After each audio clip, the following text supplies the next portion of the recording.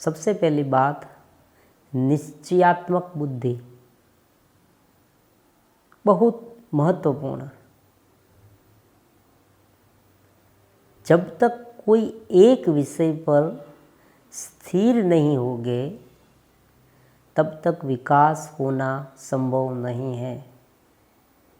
ये आध्यात्मिक हो या भौतिक हो, आपके जीवन के संलग्न हो, कोई भी बात हो, कोई स्टूडेंट हो उसे भी, करियर बनानी हो उसमें भी एक मार्ग निश्चित कर लेना चाहिए। अगर एक मार्ग निश्चित ना कर सके तो कम से कम 2 मार्ग शुरुआत में, फिर धीरे धीरे उसमें से एक मार्ग का चयन तो करना ही होगा। क्योंकि जब आप मन को अलग अलग दिशाओं में दौड़ाओगे तो क्या होगा कि मन की बहुत सारी शक्ति उसमें चली जाएगी और एक सर्किट डेवलप नहीं होगी। जब आप कोई कार्य करते हैं तब उनके संस्कार बनते हैं अचेतन माइंड में। वह संस्कार फिर से हमें कार्य करने के लिए प्रोत्साहित करते हैं। लेकिन ये नहीं होगा। क्यों नहीं होगा? क्योंकि आपने बार बार अपना ध्येय भी बदला है, अपनी सोच भी बदली है। एक सिद्धांत पर अड़ग रहना चाहिए। अगर आप ऐसा करेंगे ना तो धीरे धीरे आपके मन में उनके संलग्न सर्किट बनती जाएगी और विकास संभव होगा। एक सिंपल सा एग्जाम्पल ले लें। आप मेडिटेशन करना चाहते हैं, उसमें अगर आप मन को इधर उधर घुमाते रहेंगे या पद्धतियाँ बदलते रहेंगे तो क्या होगा?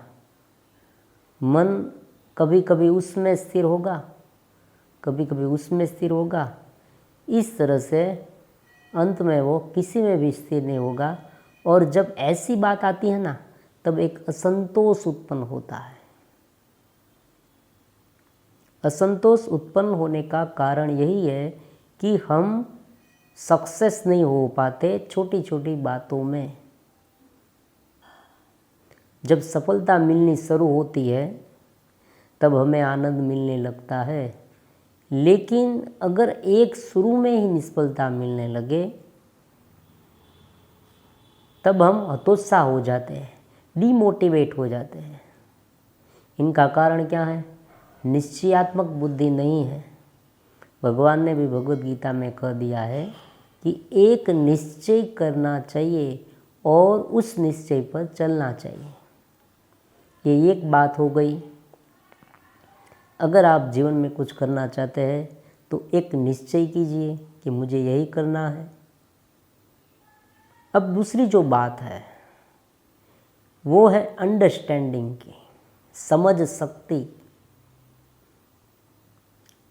उसे डेवलप करने के लिए आपको अध्यात्म का सहारा लेना पड़ेगा, योग का सहारा लेना पड़ेगा। उसे प्रज्ञा की जागृति कहते हैं। आप ये भी कह सकते हैं कि जो सफल इंसान है, बहुत सारे सफल व्यक्ति है, उसने कभी योग का सहारा नहीं लिया तब भी वो सफल हो गए। तो उनके उत्तर में ये बात है कि इनडायरेक्टली वो योग के राह पर ही है। मतलब जब वो कोई कार्य करते हैं तब इतना उसमें एकाग्र हो जाते हैं कि वो कार्य उनके लिए सहज होने लगता है। ये एकाग्रता का मैजिक है।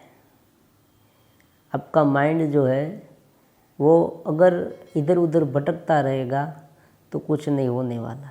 लेकिन जब वो कंसंट्रेशन प्राप्त कर लेगा ना, ध्यान प्राप्त कर लेगा कोई एक विषय में, तब धीरे धीरे जो चेतना की शक्ति है वो उस कार्य को ज़्यादा मिलने लगेगी।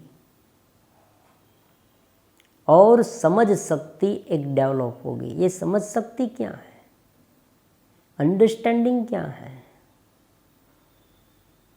बहुत बार क्या होता है, अलग अलग स्थितियाँ उत्पन्न होती है। आप बिजनेस चलाते हो तो आपको पता चलेगा, अलग अलग स्थितियाँ जिसका वर्णन कहीं पर भी नहीं है, मतलब किसी ने उनके बारे में कुछ कहा ही नहीं। हमारे जीवन में भी ऐसा होता है। ऐसी कंडीशन उत्पन्न होती है कि उनके बारे में हमने कहीं पर भी पढ़ा नहीं है, किसी ने हमें बताया भी नहीं है, क्योंकि ऐसी घटना दूसरों के जीवन में ना भी बनी हो, हमारे जीवन में ही बनी हो, यूनिक हो, अलग ही हो, तो उसे कैसे निपटे। तो उनके लिए हमारे पास समझ शक्ति होनी चाहिए, अंडरस्टैंडिंग। एक निर्णय पर हम तुरंत आ जाए कि नहीं, ये सच है और यही करना चाहिए। जब हम अनुकरण करते हैं ना किसी की बातों का, तब यहीं पर ही मिस्टेक हो जाती है, हम यहाँ फंस जाते हैं। मान लीजिए किसी का ध्येय है कि मैं ये कार्य करूं और वो उस कार्य में सफल होने लगा।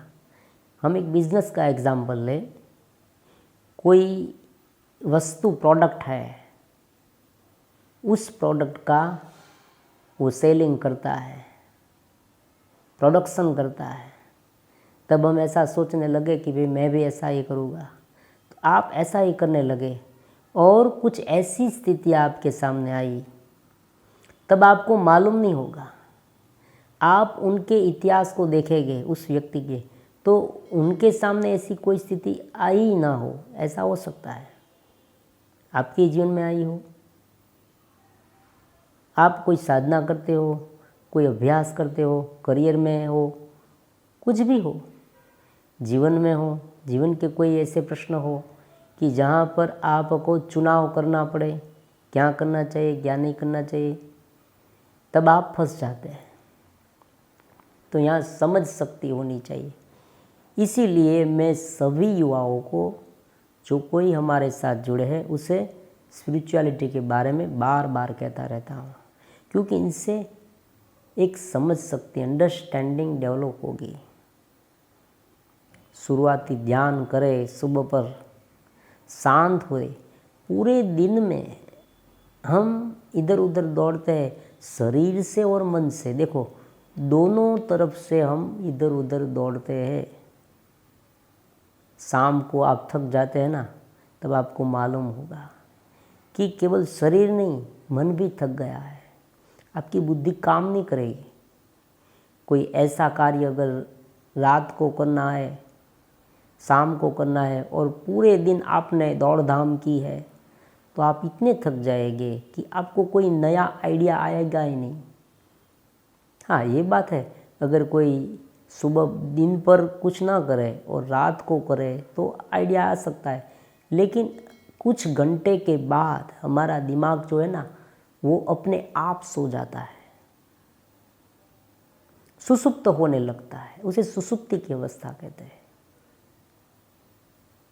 तो यहाँ पर भी ऐसा होता है।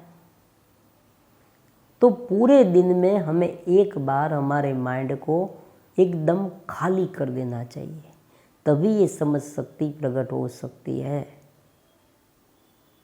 आजकल बहुत सारे युवाओं के लाइफ में और व्यक्तियों के लाइफ में, काफ़ी सारे लोगों के लाइफ में यही बनता है। मैंने आपको कह दिया ये करो, आप करने लगे, लेकिन आगे जाके इतनी सारी मुश्किलें आने लगी, डिफ़िकल्टीज आने लगी कि एक एक व्यक्ति को समझाना और बार बार किसी को पूछना पॉसिबल नहीं है। कोई सफल इंसान है, उसने कोई चैनल बनाई, सब्सक्राइबर बहुत है ज़्यादा, तो प्रत्येक सब्सक्राइबर को वो गाइडेंस दे नहीं पाएगा। आप प्रत्येक प्रश्न लेकर उनके पास जाएंगे कि मुझे ये हुआ है, अब मैं क्या करूँ, अब मैं क्या करूँ, अब मैं क्या करूँ, कुछ होने वाला नहीं। आपको अपनी अंडरस्टैंडिंग से काम लेना होगा। आपको एक समझ भीतर से प्रकट होने लगेगी कि मुझे यही करना है। ये तब ही होगा जब आप एक दिन में एक समय पर, एक समय तो ऐसा निकालना ही होगा कि आपको माइंड को खाली करना होगा, कंप्लीटली खाली।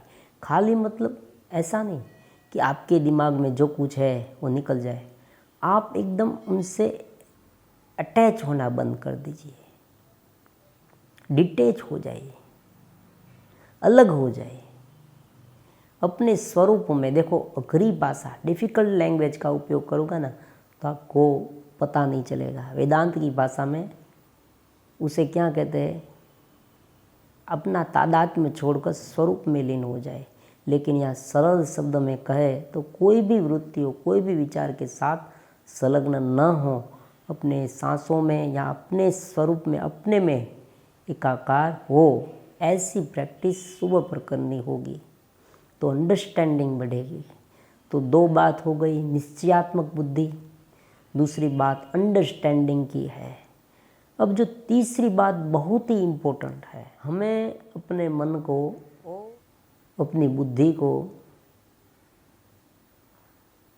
खुला रखना चाहिए।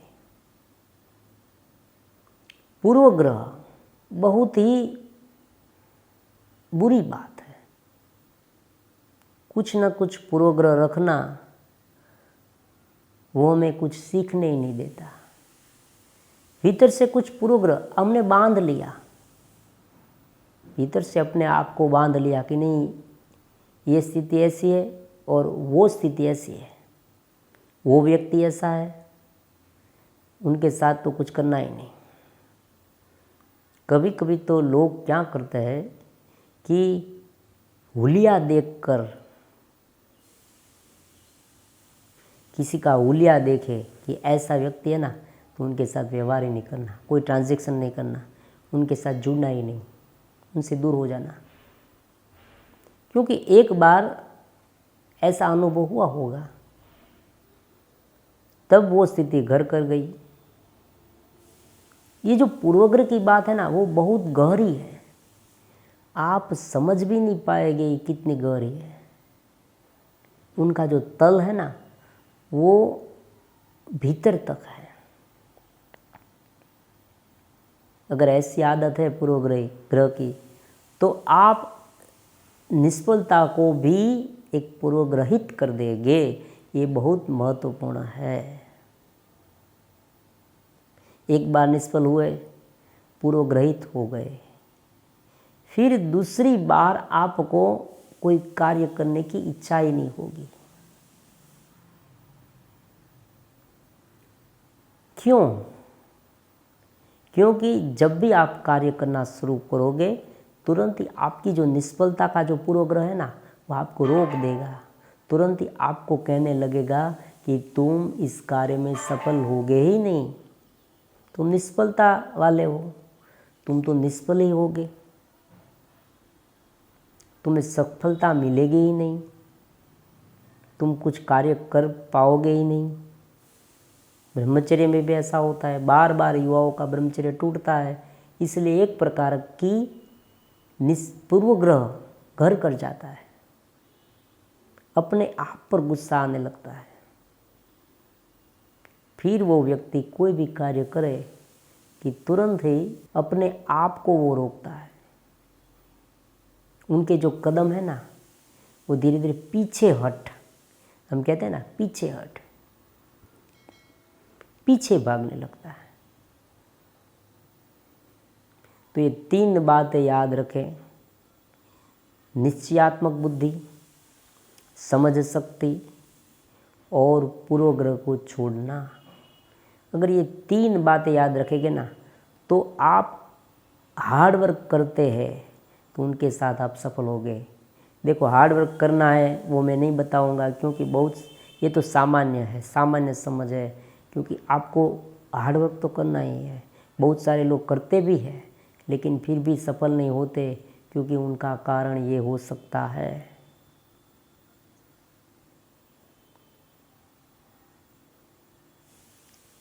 निष्फलता का जो भय है ना, वो पूर्वग्रह में आ गया, तुलनात्मक अभ्यास भी प्रोग्राम में आ गया। कोई ध्येय को पर चलना वो निश्चयात्मक बुद्धि पर आ गया, और कोई एक निर्णय ले लेना वो अंडरस्टैंडिंग पर आ गया। तीन एक के, तीनों में सब कुछ समा गया।